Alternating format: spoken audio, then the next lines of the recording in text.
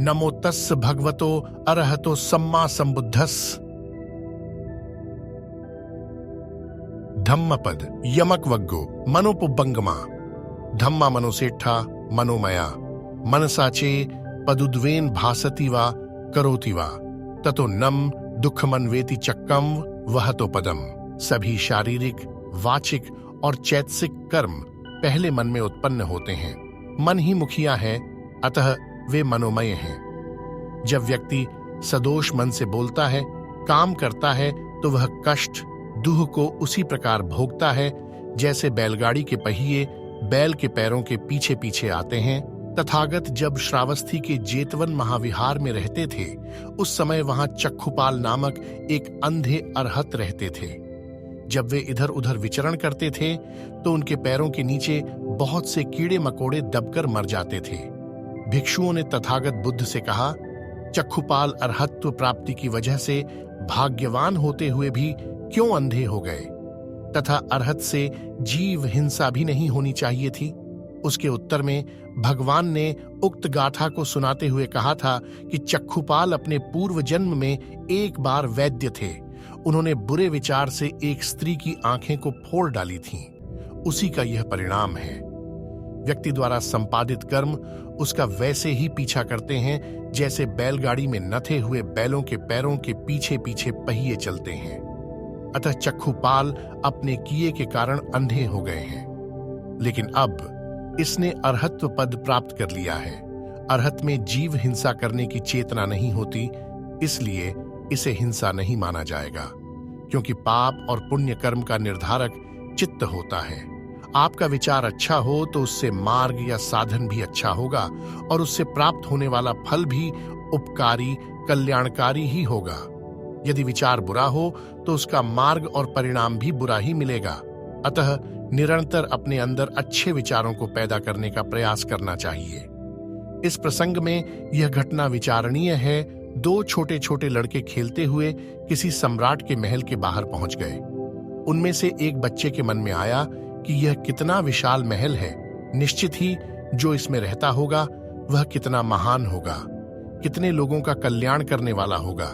वहीं दूसरा लड़का सोचने लगा कि यदि मैं इस विशाल महल का मालिक होता तो सैकड़ों सुंदर लड़कियों का उपभोग करता और जो मेरा कहना नहीं मानता उसे मैं हाथी के पैरों तले कुचलवा देता।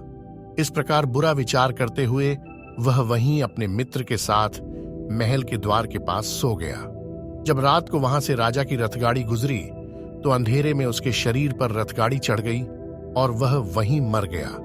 जब उसका मित्र इसे देख बिलखने लगा तो महाराज ने देख लिया और कारण पूछने पर पता चला कि रथगाड़ी के नीचे आ जाने से उसका मित्र मर गया। इस पर राजा अत्यंत दुखी हुआ। राजा स्वयं भी कई वर्षों से संतान विहीन था, अतः उसने उस मृतक के मित्र को अपने संतान के रूप में स्वीकार कर लिया। वह लड़का आगे चलकर राजा बन गया और अपने परोपकारी विचार के कारण हजारों लोगों का कल्याण करने वाला अत्यंत प्रसिद्ध राजा बना। अतः जो अच्छा विचार करता है उसे अच्छा ही अच्छा मिलता है, जो बुरा सोचता है उसका परिणाम भी बुरा ही मिलता है। वास्तव में यदि आप अच्छे होते हैं तो सभी का आप भला करना चाहेंगे और करेंगे। यदि आप अपने में बुरे हैं तो सभी आपको बुरे ही लगने लगेंगे और दूसरों के प्रति आपका बर्ताव भी वैसा ही होगा। इस कारण आपको दुख ही दुख होगा।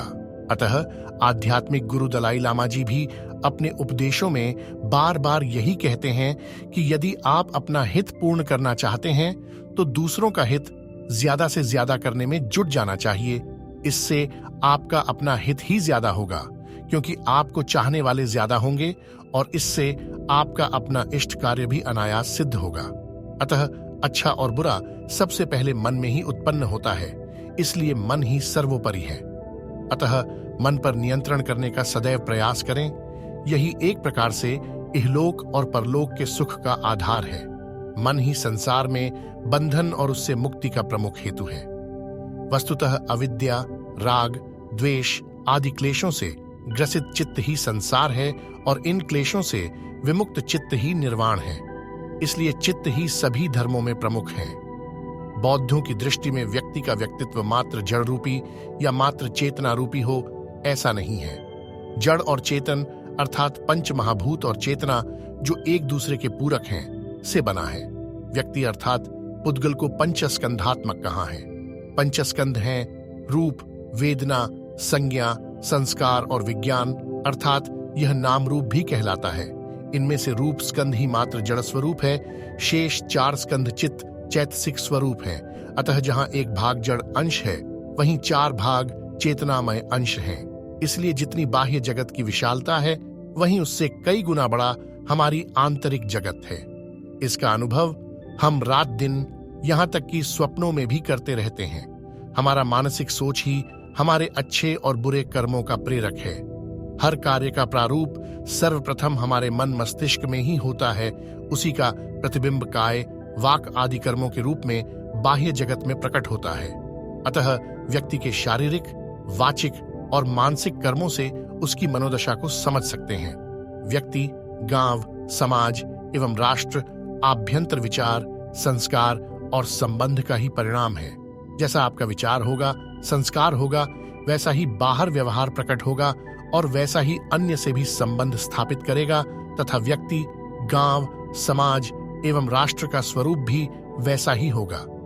हमारे समाज में जो सांप्रदायिकता, आर्थिक प्रतिस्पर्धा, जातिगत एवं भाषागत ऊंच नीच का भेदभाव आदि जो समस्याएं हमारे सामने हैं, जिनसे हम लड़ रहे हैं, वह हमारे मन के अंदर होने वाले विस्तृत द्वंद्व एवं युद्ध का बाहरी रूप अर्थात परिणाम ही है।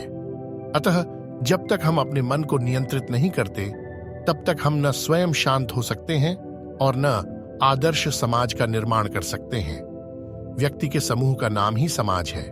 अतः बुद्ध मन को ही अच्छे और बुरे कर्मों का प्रवर्तक एवं निर्माता मानते हैं, क्योंकि मन के अच्छा होने पर ही व्यक्ति अच्छा होगा और इस तरह समूचा विश्व शांति एवं सुखमय होगा। संपूर्ण बौद्ध वाङ्मय मन या चित्त को ही नियंत्रण करने की विधि बताती है। नमो बुद्धाय।